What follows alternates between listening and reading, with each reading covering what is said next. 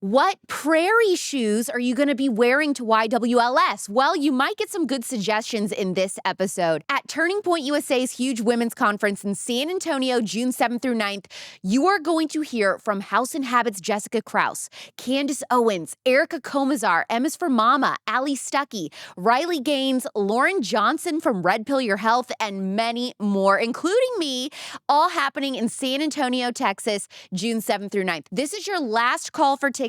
Kids under 10 are free. There will be a mother's room for nursing mothers. YWLS2024.com with code ALEX for 25% off. YWLS2024.com with code ALEX for 25% off. Find the link in the description.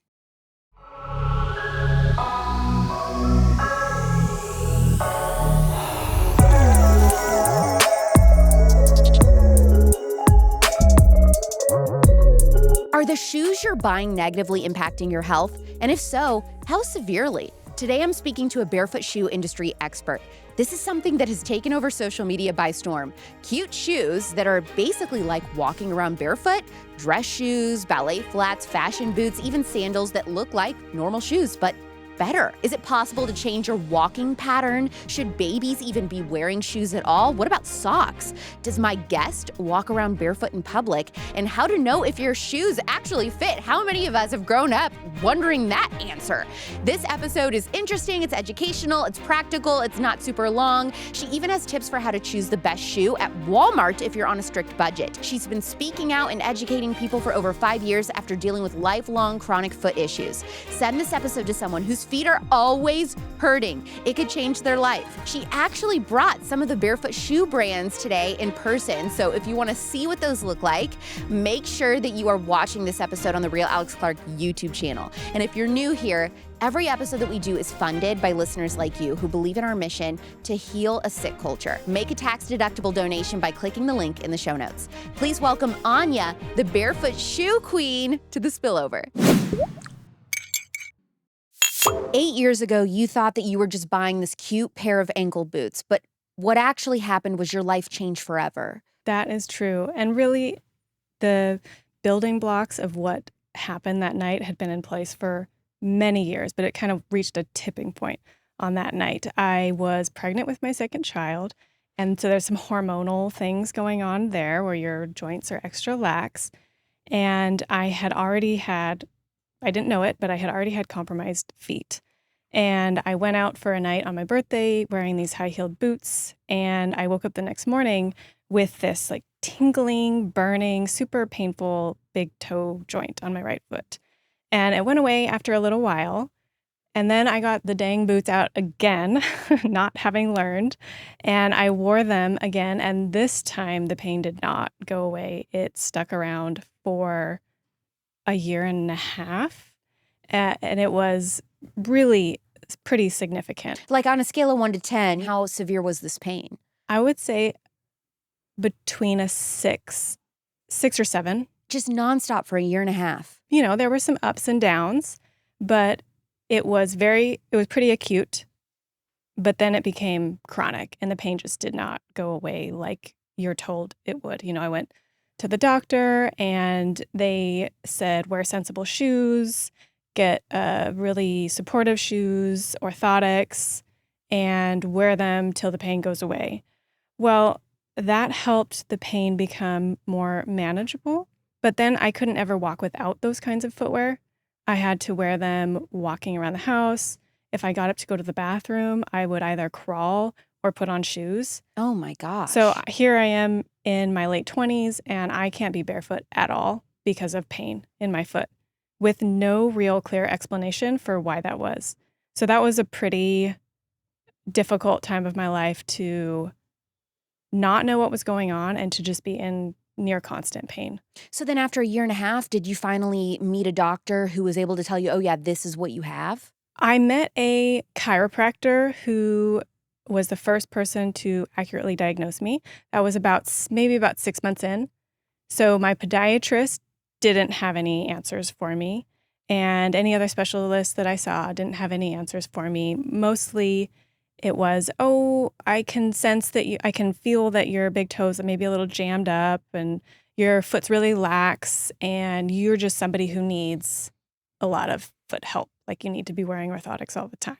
There wasn't any real diagnosis. It was just, oh, you kind of have messed up feet. So sorry, this is just your bad luck and you just have to, constantly be catering your life to your feet from now on. What did the chiropractor say that was different? How did they know something that the podiatrist didn't know? He had a really good understanding of biomechanics. They always do, those chiropractors. Everybody wants to dismiss them. They're like, a chiropractor, I don't know what it is. Everybody holds something against them. And it's like, they are the ones that will always figure out if you have some kind of crazy illness or injury or whatever that you cannot figure out, no one's able to diagnose you. They seem to be the ones that can figure it out. This chiropractor had done a lot of work on his own to educate himself in healing, like in actually resolving issues.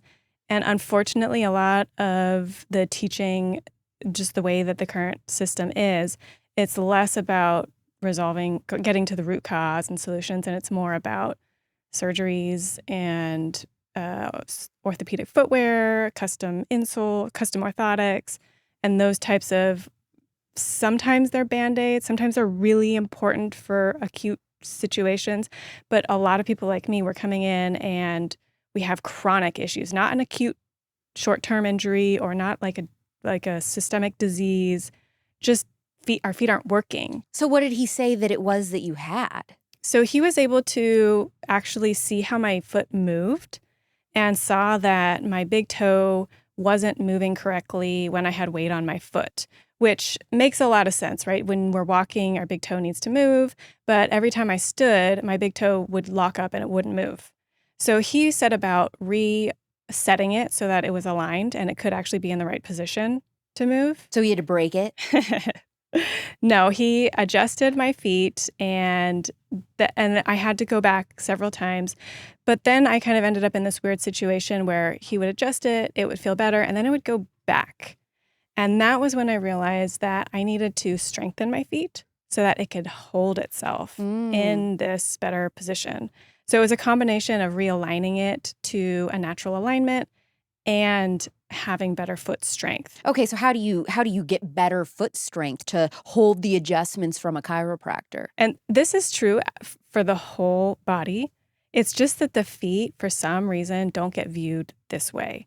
But if you think about a lot of other things, that if they get injured or they're hurting, then you don't just rest it perpetually and put a brace on it or a cast on it. You have to rehabilitate it. So your feet have all kinds of muscles and ligaments and tendons and fascia and nerves, and all of that can be used more. And when you use it more, then it becomes healthier and stronger. So I started doing basic foot exercises, texture walking outside, and just being more aware of how my feet were there, for one thing.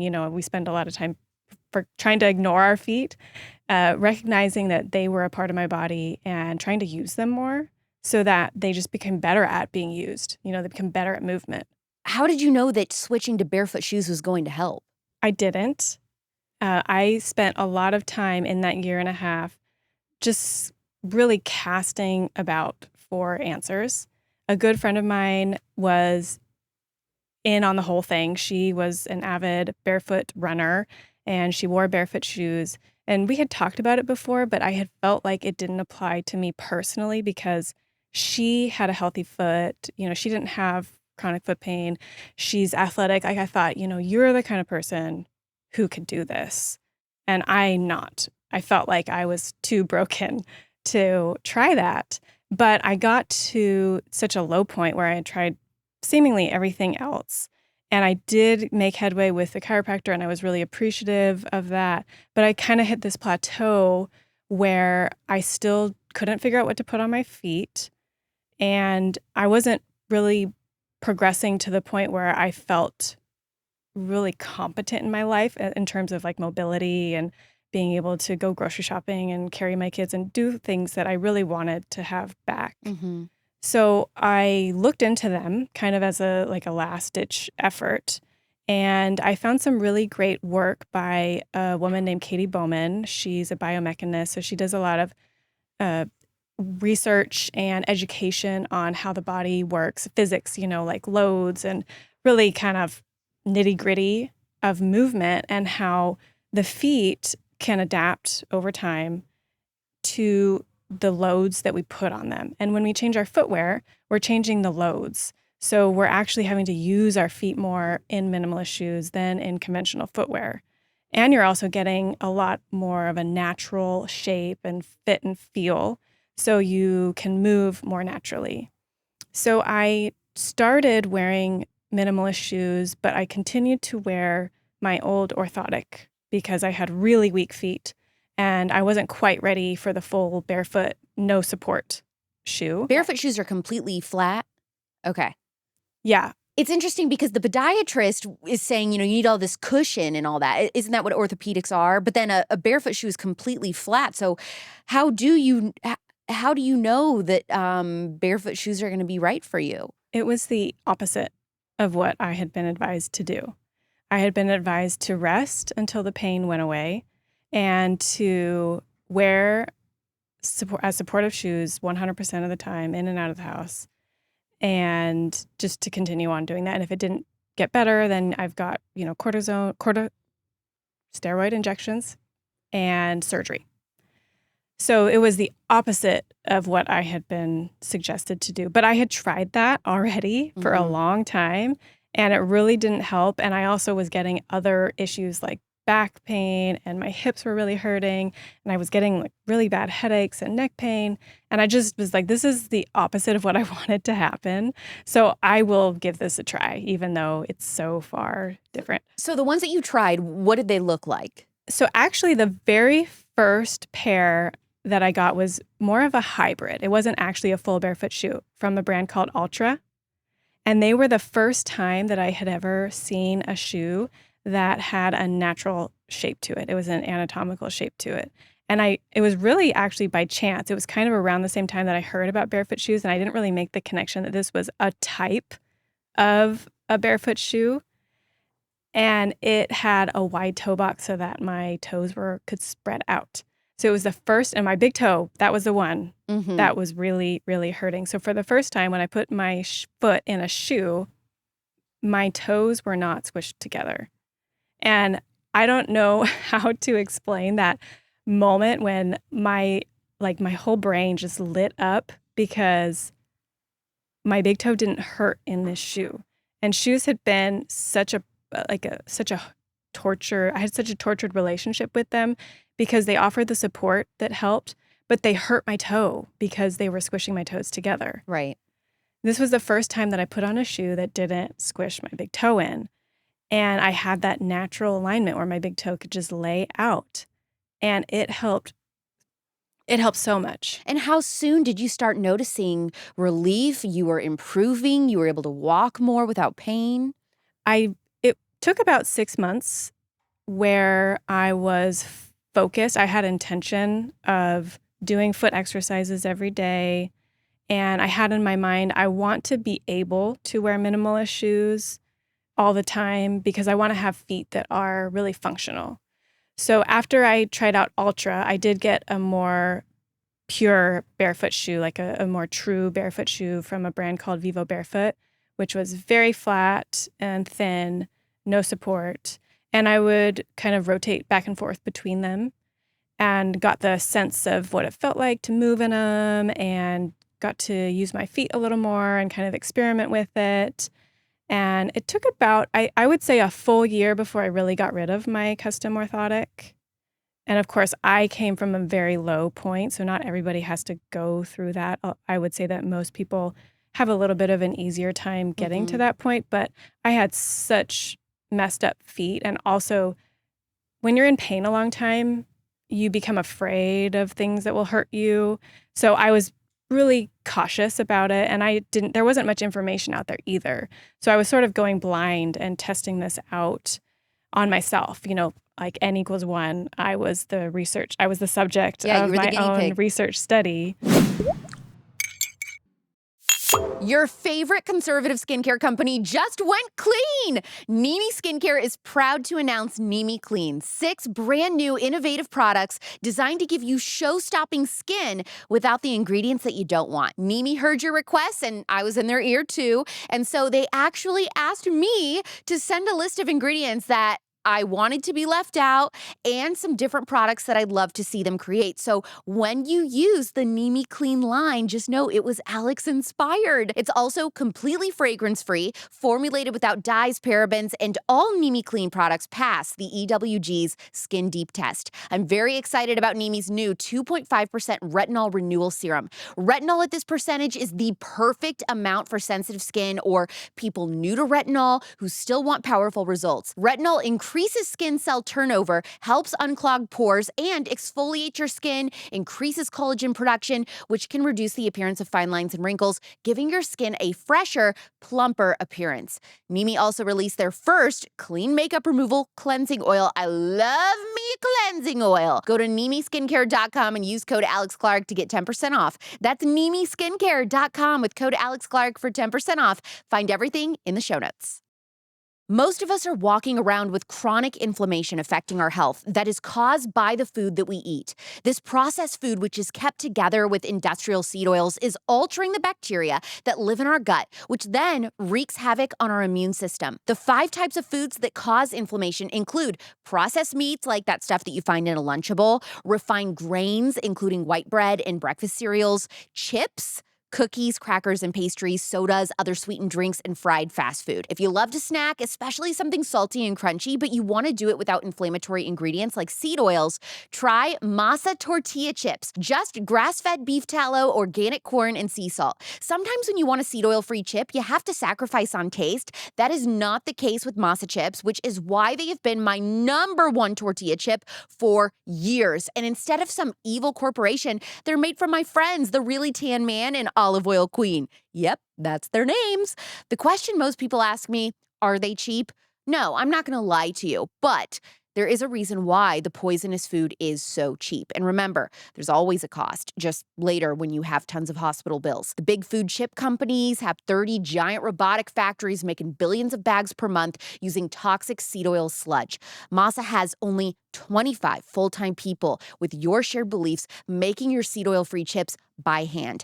Because they are such a small business and it does cost a little more, they've offered 20% off your first order to my audience. Go to masachips.com with code RealAlexClark for 20% off your first order.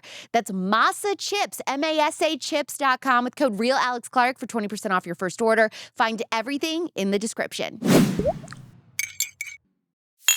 What are modern shoes doing to our feet? So this is a really typical shoe. This one's from Target. It looks kind of like a New Balance, where it's like a hybrid comfort, athletic, athleisure shoe. And the first thing that I notice when I pick it up is it's pretty heavy. Mm-hmm. So if we're just thinking about having that at the bottom of our feet, at the end of a long, like if you're holding something in your arm, it's going to have more effect on your body than if you're holding it right at your center. So every time you're swinging your foot, you're carrying this weight with you, for one thing. So that's one thing about it that is different. I never thought about that. The fact that if your shoe is really heavy and it's weighing, how that would affect how you walk and just your movements. It'll slow you down. It's unnecessary stress on your muscles if you're having to hold that up when you walk. So that's one thing. The second thing is the pointy shape to the toe box, which is so ubiquitous that you almost don't even notice it unless you're retaught to start looking at that. I certainly had no idea. I wasn't even keyed in to the fact that most shoes come to a point. And if you think about a natural foot, so a baby foot, or the foot of someone who's never been in shoes their whole life. You're so right. Wait, a baby's foot is more spread out. It's like a triangle. Yes. Where it's narrow at the heel and then it's widest at the toes. Never thought about that. And that's because babies don't wear shoes. Their feet haven't been scrunched. And if a person doesn't wear shoes, even after they're done being babies and their bones have all ossified, they're walking, their feet will continue to be that shape if they never wear shoes. Or they wear shoes that aren't pointy. If you think about the shape of a foot with a bunion, this is what it's shaped like. It's widest here. You've got bony prominences on the sides, and then the toes come together. So our feet are actually conforming to the shape of the shoes that we wear. So then should babies not wear shoes? I think that there is a lot of evidence to suggest that no. They should not wear shoes as much as possible, and not even socks. Not even socks? Why? What if it's cold? What if it's winter? For safety reasons, when you go outside, yes, please. Like, you have to protect your children's feet. But in the house and whenever possible, I would suggest no shoes, no socks. Like, no, like, footless pajamas. Not, the footy pajamas are fine sometimes. But there's so much development going on in the feet. And the feet, those nerves, they help with motor control, with balance, stability. I mean, you watch a baby that's trying to learn how to walk with a big chunky shoe on, they can't. I mean, I've seen videos of it where they somebody wants their kid to wear cute shoes and they're having such a hard time walking because they're wearing this like this on a baby foot. You take it off, they're fine. How is creating a weak foundation in our feet with the typical shoes that we buy contributing to just a weak body overall? Like I mentioned, with when babies are developing, and it's the same once you're not a baby anymore, you still need all of this motor control and stability and balance. There's so much happening at the foot. It's our contact with the ground. So if you think about just that by itself, we need to have a lot of good information coming from the bottom of the feet up to the rest of the body. It helps with alignment, with posture, motor control, balance. And then there's also all this musculature down there that is also meant to help with stability and with good gait mechanics. And all of this stuff is so important for how we move, how we get around. It's really our livelihood. We need to have functioning feet. And for some reason, it just gets so overlooked. But what we put on our feet every single day and what we put on our kids' feet, it affects that. If you think about your hand development, you wouldn't put a baby in like chunky, stiff snow mittens. What would that do to their dexterity? Would they be able to write in school? Would they be able to build Legos? And we do that to our feet from an early age. And then we're confused when we're 25 and our feet hurt. We've been stifling them for decades. And that was my story, was that I had been limping along on feet that hadn't been properly developed. They hadn't been tended to. They hadn't been given all of those opportunities to strengthen. And then the tipping point was those heeled boots and the hormones. But I had been building those feet my whole life. And just the consequences came later. Right. We got sidetracked with after the pointy toe box, but there are other things. So you also have this really thick sole, and it is higher in the back. So essentially, even though it looks flat on the bottom, there's a heel there.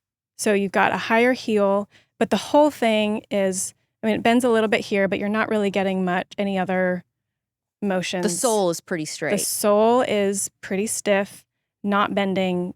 And if you think about the way a foot bends, this is not able to move in the way that a foot moves. Okay, so looking for bendy shoes is super important. There is a sliding scale when it comes to bendy shoes.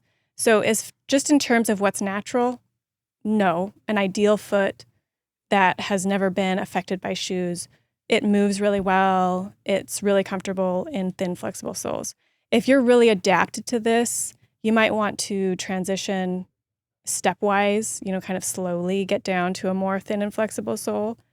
But for children who have not yet adapted to this type of a shoe, yes, thin, flexible, unsupportive, let the feet move, promotes natural alignment, neutral alignment, because your heels not being raised and your body weight pushed forward.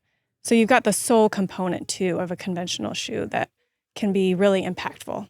And so most adults, our feet are scrunched up because we have been wearing shoes like the wrong shoes for our entire life. So is it possible for that to improve and for our feet to then go to their natural state if we are wearing these barefoot shoes, or are we kind of stuck like we're always going to have crunched feet? That's one of the most amazing things about it that I have seen over and over again with members of my own family, with readers, customers, that it's different for everybody. So it's not to say that you will 100% get back to your baby feet, but feet change. For one thing, they change from where they were as infants to where they are today through our daily habits, and they can also change the other direction. So I have seen many toes start to spread out. My own feet have changed quite a bit. I've seen bunions improve. I've seen a lot of feet that looked more, I hate to say deformed because I try to be neutral about feet. I don't want to make something sound ugly when it's just, I want to be embraced. I want to embrace feet instead of stigmatize them. But if you think about a deformed foot, I've seen many of those types of feet become more natural looking over time. What types of shoes can you get in a barefoot version? Almost anything. Not quite everything. There's still soccer cleats that we're working on and steel-toed work boots, but you would be surprised.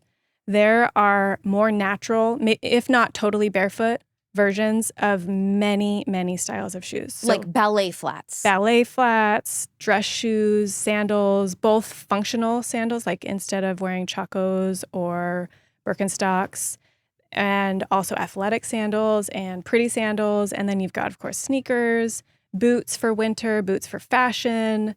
There's really so many options now.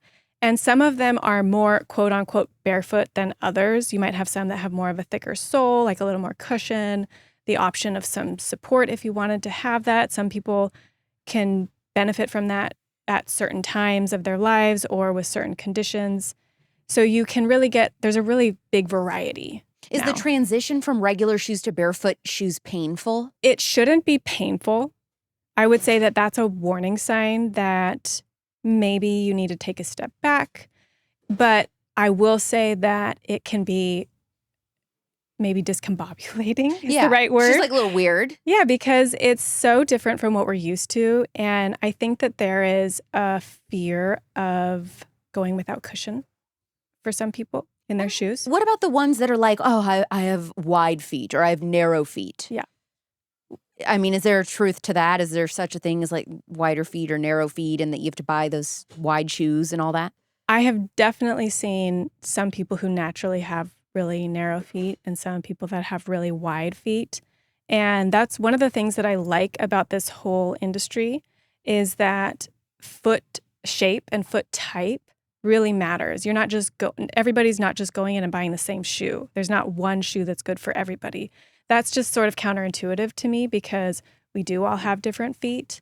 So you can find brands that are extra, quote unquote, extra wide, which I have kind of my own lingo that I've come up with to quantify and identify all of these different features because there is no real system for it. So I kind of have my own system that I've come up with for extra wide or narrow or high volume feet that are really high instep or low volume or high arches, low arches. And it's more about fit than it is about needing support. Yeah. Is an arch a good or bad thing? Is it a good or bad thing to have flat feet? I would say it's neutral. Okay. I mean, you want to have feet that function. And feet should flatten out when you walk, but they also need to be able to stiffen up and raise up. So you need to have access to both of those movements. A pronation and a supination is when you go the opposite. If you're chronically stuck in pronation where your feet are really flat, then that can be painful. And it also, even if it's not painful, it could affect other movements. But a lot of people have pretty flat feet and they move just fine. Are you anti-high heel? I am personally probably never, or maybe just very seldom gonna wear high heels again. How do you live? But again, it's kind of like the sports shoes where I say for some people, it may really not be a good idea because if your feet are really unstable, they're weak, and you aren't going to be able to deal with the forces that are at play when you're wearing a high heel, then it might not be a good idea. And for some people, it's legitimately a safety issue, tripping, being less stable. If you are working on your feet the rest of the time and you have the occasional formal night and you really just want to look amazing and you want to feel amazing, then go for it. This isn't, now you're just 100% committed and you can never stray once you start getting interested in barefoot shoes. Because of my personal history with foot issues and because of my genetics where I do have more flat feet, more laxity there, I am more prone to the issues that can come So I'd rather not go there. I just wear my dressier barefoot shoes, my more elegant ones, and they have some that they're flat. So they obviously don't look like heels because they're flat, but they have an elegant look to them. Mm-hmm. Mm-hmm. I wear those instead. Like nice sandals and things like that. Yeah. So, like, what are your thoughts on like Dr. Scholl's inserts and stuff like that? I mean, adding those arch support little mechanics to shoes and things, is that a good or bad thing? I consider arch support to be a therapy that can be used best in short doses, like in shorter term situations. So if you have an acute injury, like you have a stress fracture or something has happened and you need to support and immobilize the foot so it can heal, then that is a good thing. Just like other therapies for acute issues that we have. The problem is when the thinking is to never even consider how to get out of them and you just stay in it forever. And then those muscles can atrophy and then you're going to be relying on other things to move because your feet aren't moving and you start to have other issues up the chain. There are some cases where if you have a really rigid deformity in your foot, like your big toe doesn't bend at all, then you might need something more supportive and more stiff.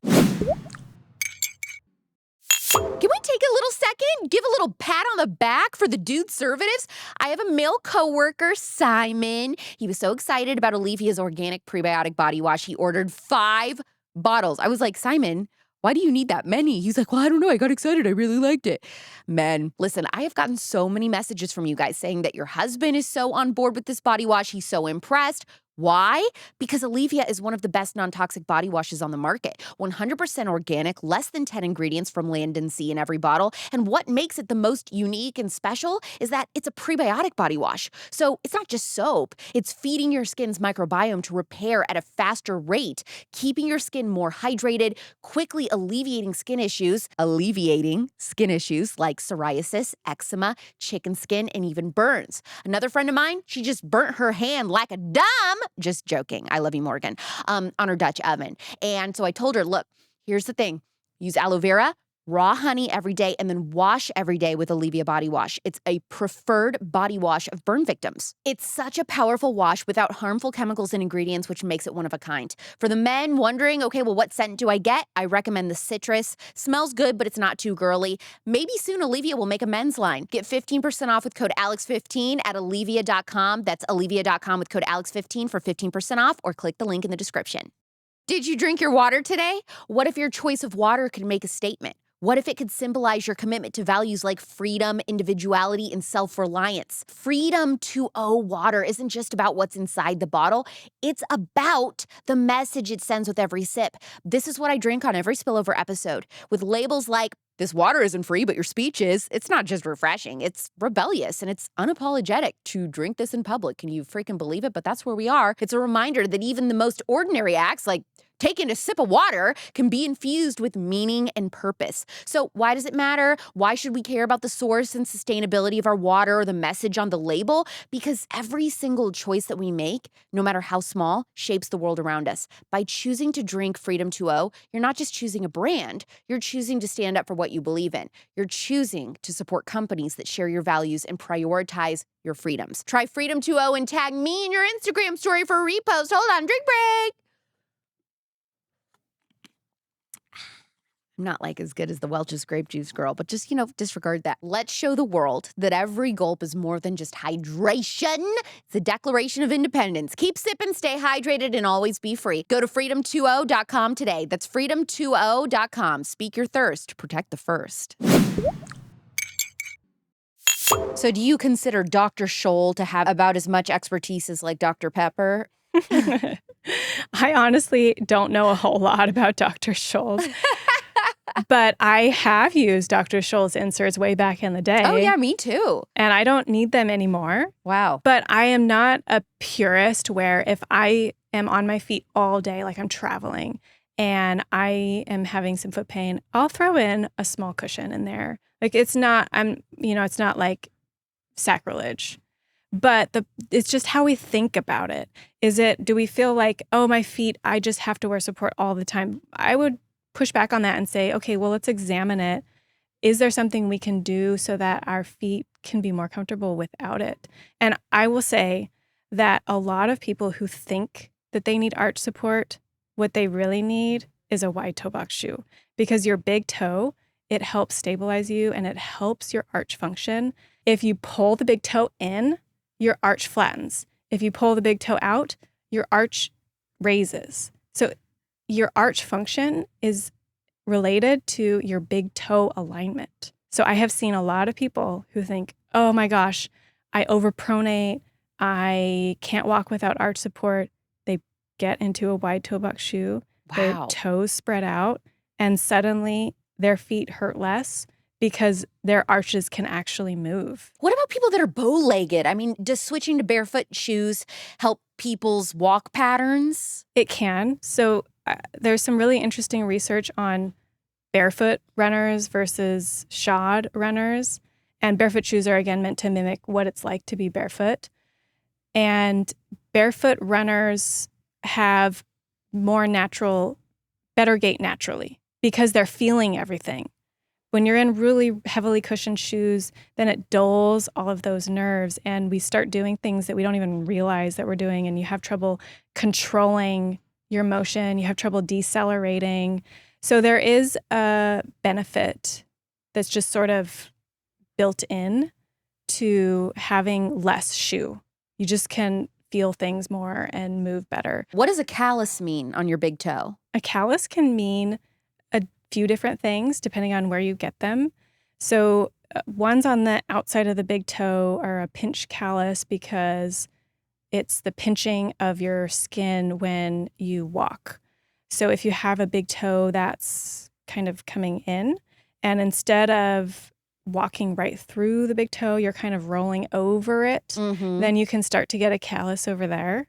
You can also get calluses on the sides of your feet, on the joints, and that can be because of shoes that are too narrow, because they're pressing in on the sides. I've had those myself, corns, and they can be pretty painful. But luckily, the nice thing about those is it's not like a bony deformity. You can actually shave that skin down and it can help relieve the pain.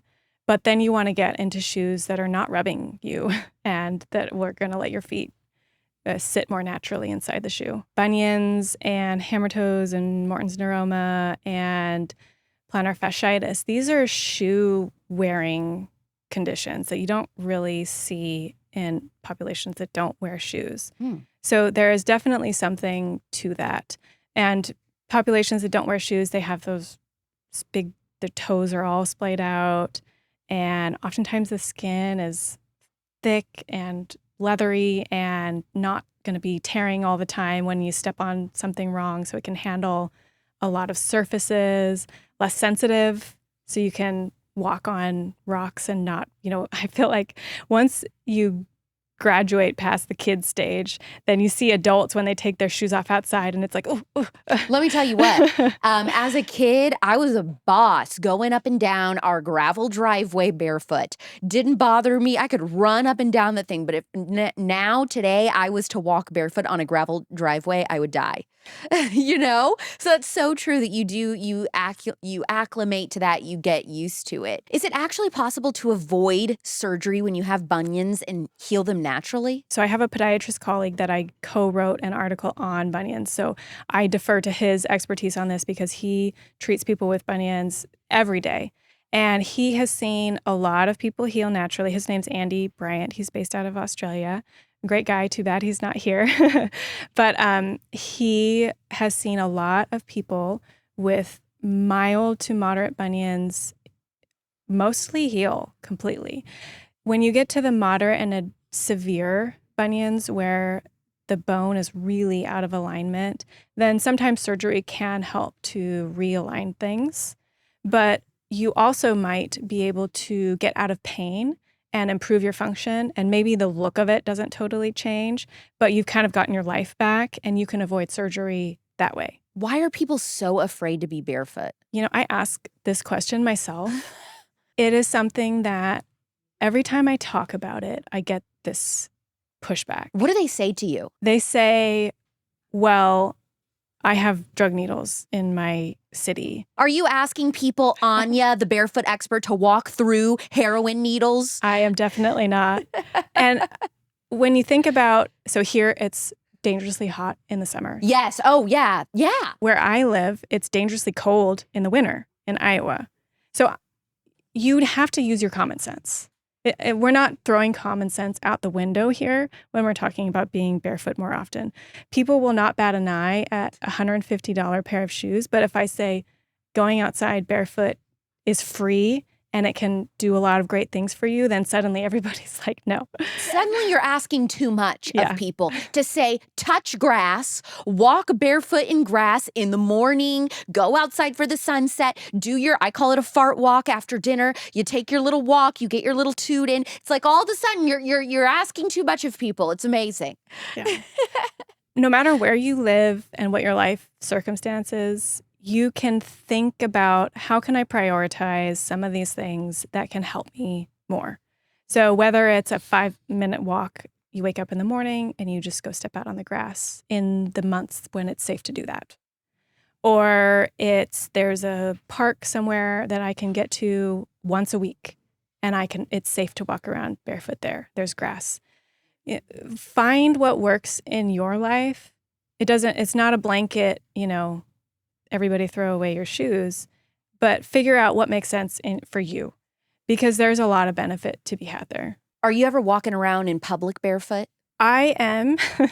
No way. Not crazy. Where in public? Down the street. Like a paved neighborhood, like in front of your neighbors? Oh, absolutely. Every day. And what about your kids? No shoes? No shoes most of the time. And what do people think about that, other parents? Occasionally, people tell me that they're concerned about my kids stepping on something. Sometimes nicely, sometimes not nicely. But people are afraid of things that you might step on and also germs. And I understand, but we wash our feet a lot more than we wash our shoes. We wash our feet every day when we come in. And you think about how nasty our shoes are and I don't even want to think about everything that's on them. My feet are cleaner than that. And I also can hose them off if I'm concerned. But my kids really prefer to be barefoot, and they will go out barefoot when it's even like a little snow on the ground. So just being a little bit more open-minded about where can I push it a little bit for my long-term foot health. Walking barefoot with snow on the ground, that's interesting. So I'm assuming just for a short period, but why is that good to do? If you like the idea of grounding, I personally have found that it benefits me to go outside barefoot. It's a way to get it in the colder temps. I'm usually in and out when it's snow on the ground. And we're talking like 30, 32 degrees, not 10 degrees or 0 degrees. Also, temperature exposure is good for our nerves, and our feet have a lot of nerves in them, and they will thrive when they're exposed to a lot of different things. And that is important as we get older, because we have balance issues that can come up, and stability and fall risks. And so just keeping those nerves well stimulated is underrated in terms of foot health and also just overall body health. Are there actual scientific benefits to walking around barefoot? There are a few that I can point to. So there's been some research on habitually shod or shoe wearing versus habitually unshod children. And you see that there's better motor control, better stability, balancing, jumping. And then there's also studies about runners running barefoot. So you see that being barefoot has certain beneficial effects. And then there's also studies about grounding that you can look up. And that can be done barefoot outside or through other means. But I haven't really explored the other ways of grounding. I mostly just go out barefoot outside. There's also research on forest bathing, which doesn't even have to do with the feet. But what's that? Being outside in green spaces is very calming and therapeutic. So there's so much benefit out there. And I think that there's so many different, like you mentioned light earlier, getting light in your eyes. We talk a lot about our food diet, but there's also a light diet that we need. And I will be the first to admit I am so deficient in having a proper light diet. I am on a crazy vitamin D supplement regimen right now because I am so deficient in vitamin D, which my doctor said he couldn't even believe how ironic that is, considering I live in one of the sunniest places on earth.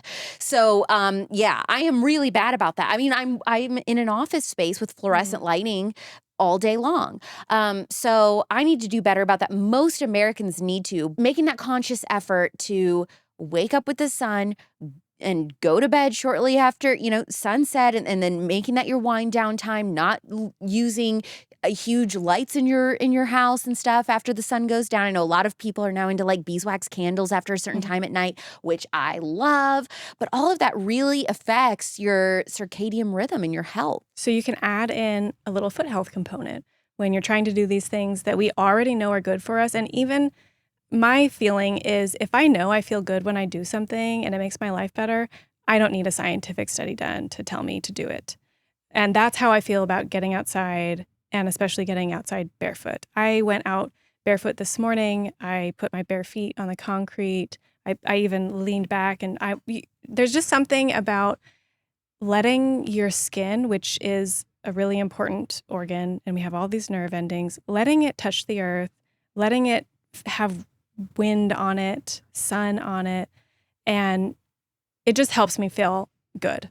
So I try to get that in as much as possible. You would crack up because in summer here in Phoenix, don't touch the concrete. Well, don't touch the concrete, but everybody, if you have a dog and you have to take your dog out for a walk or to go to the bathroom every day, they buy them special shoes here that the dogs have to wear because their paws, it's too hot on that sidewalk and the asphalt. So you have to be careful about that. So yeah, you see these little dogs and all these little boots and stuff, which is kind of funny. How do you know if your shoes actually fit you properly? So this can be confusing, which it's so elementary, you would think, but I get emails every single day from people asking because they want to start wearing more natural footwear, but they just don't even know how it's supposed to feel because we're so desensitized from our feet. So you put on a barefoot shoe and a lot of people will feel like it's massive.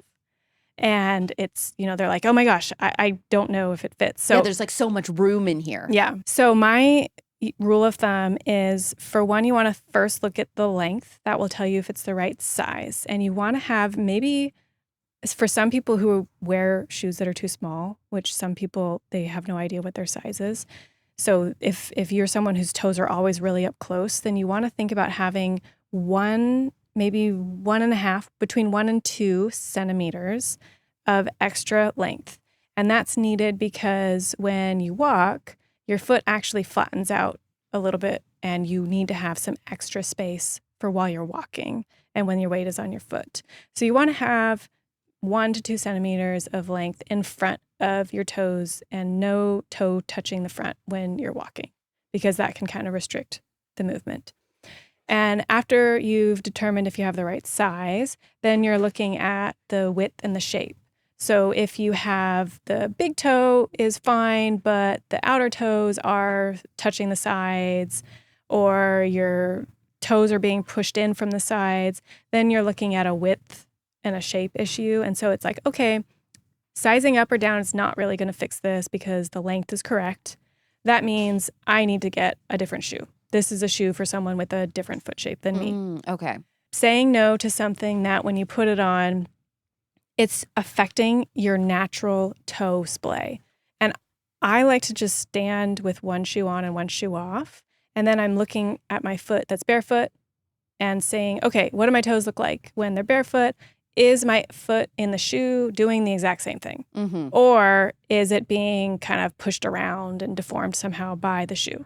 If it's being pushed around, deformed by the shoe, then I probably will either save it for only special occasions or certain times, or I just move on and get a different shoe. And then the third thing is flopping. So if your shoe is not staying on your foot very well and it's kind of slipping around, slipping off your heels, then you can maybe fix it with an insole, or one of my favorite shoe fit hacks is called a tongue pad. It's basically this little piece of felt, and you can put it, like for example here, in the top of the shoe, And if there's too much space here and your foot is not staying in the shoe well, then it will hold your foot down. Ooh. So it won't slide around. So it's really good for slip-ons or Chelsea boots, things that don't have laces.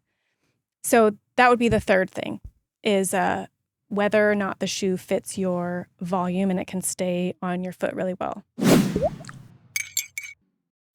Life is short. Avoid long emergency room wait times when the unexpected happens. I keep 8 life-saving medications on hand for emergencies so I can try to avoid the ER at all costs. If you have little kids, the Wellness Company's medical emergency kit will be a game changer. You'll be able to treat antifungal infections like yeast infections and oral thrush, have medications for things like pinworms, vomiting, UTIs, traveler's diarrhea, viral upper respiratory infections, ivermectin on hand for COVID, medication for bronchitis, and so many more.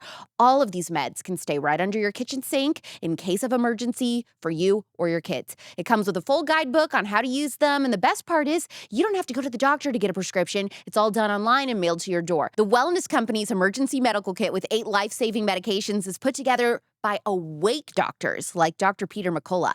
Modern medicine is great when you have a true emergency or an infection. Be prepared. Get the medical emergency kit from the Wellness Company. You can get 15% off with code SPILLOVER at twc.health/spillover. Order your medical emergency 8-pack of medications kit at twc.health/spillover with code SPILLOVER for 15% off. Find it all in the show notes below. Don't let your dad grill disgusting meat this summer that's been injected with who knows what. And don't wait till the last minute to get your dad a Father's Day gift. How about free bacon for a year? Good Ranchers just launched their new King Box just in time for Father's Day. It's a meat subscription box featuring grass-fed, grain-finished beef from Middle America small farmers and ranchers that includes 2 thick-cut bone-in ribeyes, 4 center-cut filet mignons, 2 thick-cut bone-in New York strips, and for an extremely limited time, with any Good Ranchers meat subscription, you will get free bacon for a lifetime. As long as your subscription is going, you're going to continue to receive free bacon for life. What a perfect gift. And that's not even all. Good Ranchers is putting money from each order and giving it to the paralyzed veterans of America. Dad is going to be so proud. Change the way you buy meat and get the new King Box from Good Ranchers and free bacon for life. Go to goodranchers.com, use code Clark to get free bacon for life and express shipping. That's goodranchers.com with code Clark for free bacon for life and express shipping. Find everything in the show notes. Good Ranchers, American meat delivered. What are the best barefoot shoe brands? I like a lot of different brands, but like I mentioned earlier, the best brand is the one that fits your foot the best. But I can walk you through a few different options that I really like. Okay. So Lem's Shoes is a really good first brand, and I do have one sample from Lem's. This is just a basic slip-on, and the reason why I like this as a first barefoot shoe is because it does have a little bit more sole to it. So this is something that you can pretty much put on and go, and you don't have to worry a ton about transitioning or overdoing it because it has a little bit more cushion and just sole there. So you're not as likely to overdo it. So Lem's is a really good one. It kind of looks like a Vans slip-on a little bit. Yeah, and they're not, I mean, I think they're cute. They're also really comfortable. They're compared to that first shoe that I pulled out that was heavy. I mean, they're super light and you're getting more toe space, but you're not going to stick out like a sore thumb. And it's also not going to be a huge difference to you in terms of, oh, I have to be super concerned about not overdoing it. Right. In terms of everyday lifestyle barefoot shoes, some really good ones are Bilenka and Pureco and Shapen. So these have sneakers, flats, sandals, really everyday, dressy, casual. We're getting away from athletic, more feminine or masculine style shoes. I love these. They also fit a lot of foot types pretty well. These are more minimalist than the Lem's, but if you're using them for walking and you're not using them for walking miles and miles, then they're pretty safe to try out here and there. And I also don't think you have to worry so much about overdoing it unless you're taking them and wearing them for 8 hours on day one. Maybe don't do that. What about like a cute sandal? There are a lot of sandal options, some that look like Birkenstocks, some that are kind of like your flip-flop, but with a strap around the back so that it doesn't flop. Oh, so flip-flops are bad because they flip around. So there actually has been a fair amount of studies on flip-flops that chronic flip-flop wearers tend to have a muscle imbalance because they have to grip their toes to keep the flip-flop on. Can I just say something? If you are a chronic flip-flop wearer, right there, that is a cry for help. I can't, like, the person I'm imagining, like, they always are this type of, like, you have a lot going on if flip-flops are your go-to shoe for every day. I'm just gonna say this. Might be unpopular. People might be offended. That's fine. You can find flip-flop alternatives that are almost as easy to put on, but you just have flip up a little back strap. Otherwise, it's basically the same as a flip-flop. But you don't have to scrunch your toes to keep the shoe on, and you can let your feet relax and spread out and walk more naturally. So for an average pair of barefoot ballet flats, for example, what is the cost? What is the cost for these types of shoes? I would say that barefoot shoes tend to run a little bit more expensive than shoes from, we're so used to buying cheap shoes, fast fashion shoes.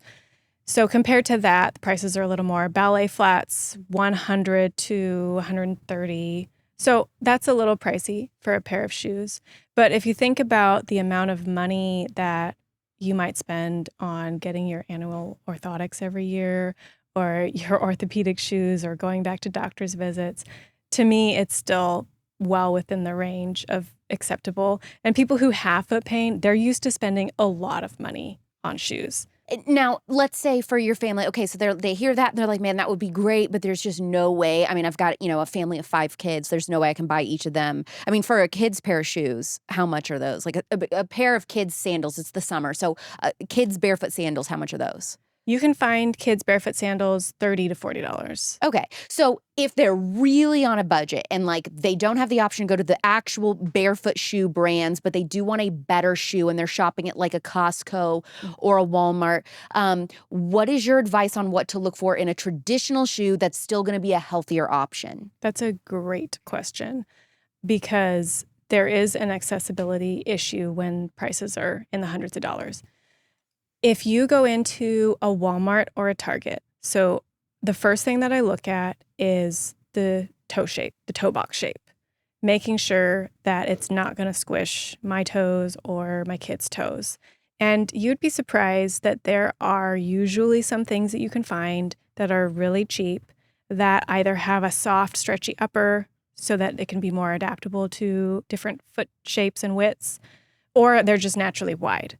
So I would look for that first, and then you're looking for a relatively flat and flexible sole. So can I squish the shoe up in a ball? Especially for kids, they need to be able to move those muscles and all of those joints. So those are the two main things that I am looking for. And I have gone in to Walmart and found shoes that were $10 that met those requirements. Awesome. Okay, that's great. I think that's really going to make people feel good that are like, if they're in that situation where they just can't spend that much per kid. You own Anya's shop, which is basically, it looks to me like a one-stop shopping site for literally all things barefoot shoes. And this is multiple brands. It's not your own shoe brand, right? It's all sorts. Is this only for women or everybody? So my retail store, which is Anya's shop, it has shoes for kids and women and men. So it covers the whole size range and all different style options. And it's really meant to be for everybody, for mainly lifestyle. And then on the other hand, I also have my blog, anyasreviews.com, which is even wider tent. So we cover all the brands, even more than what we carry. And I have directories for shoe types, whether it's boots or dress or kids' summer shoes, and it goes through price ranges and widths, because depending on where you live and what your budget is and the climate and how you spend your time every day, you're going to have a lot of different needs depending on all of those factors. So I try to cover all of it because it's not what you typically see. You don't go into a store and see all of these options. So it takes a little bit more online work and research, but that's really why I do it, is because I want to help people find these options. And I will put both of the links to both of those sites in the description so you can find those at any time. I would be remiss if I did not ask, do you get a ton of weird DMs from foot people? I mean, I used to get so many more. Honestly, I think people gave up. Yeah, people gave up. I do get, sadly, sometimes people will create fake accounts using my pictures, which kind of stinks. But yeah, there's some weird stuff out there. I'm sure you get all kinds of that. So if you had 1 minute to convince somebody who's listened to this entire interview and they're like, okay, here are the benefits, but I don't know, I'm still on the fence. I don't know if I want to go full barefoot shoe. What would you tell them? I would say that nobody has to go full barefoot, but you can try a new pair of shoes. Next time you need to order a pair, then consider trying one with a more natural shape to them. That's ground zero. That's where I would start for everybody. You're reluctant, then don't go all in. Just go for a wide toe box shoe that maybe worry about the rest later. You can find them on Amazon for $40, a brand called Witten's, a really great starter brand, and just give it a try and think about how you've been building the feet that you have today, every step you take. So even a small change a year down the road, it can have a really big impact on how you feel. So you don't have to be 100% gung-ho. You don't have to be a weird foot nerd like me. Just thinking about it more and paying a little bit more attention can really yield really big results. Well, we appreciate that you nerd out on this. This has been a highly requested subject for me for the last year or so. A lot of requests to be like, can you please find somebody who's an expert in barefoot shoes? I mean, I think it's trending right now. A lot of people are finding out about it for the first time. They have a lot of questions. So I think you were so well spoken on this. And man, do you know your stuff. That is so fun that this has become such a passion project for you and that it has improved your own life. And so you have that testimony. I love all of that. What is your Instagram for people to follow you? It is at Anya's Reviews. Perfect. Thank you so much, Anya, for coming on. Thank you. I had a great time. I'm not sure that I can switch over to barefoot shoes completely, but Anya definitely intrigued me and sold me on the benefits. So now I'm going to be looking for the perfect barefoot shoe to incorporate into my shoe closet. If you appreciate learning something new each week on this show and the effort we put into interviewing guests in person, please leave a 5-star review for us wherever you listen. Next week, I am bringing back one of the most popular guests that I've ever had on to talk all things period. How exactly to track your period, what the different phases mean, how exactly your personality fluctuates between each one, how your man can learn, and how to not get pregnant without using birth control. Any guesses on who my guest is? The Spillover comes out each Thursday night at 6 p.m. Pacific, 9 p.m. Eastern, wherever you listen to podcasts. I'm Alex Clark, and this is The Spillover. Love you, mean it, bye!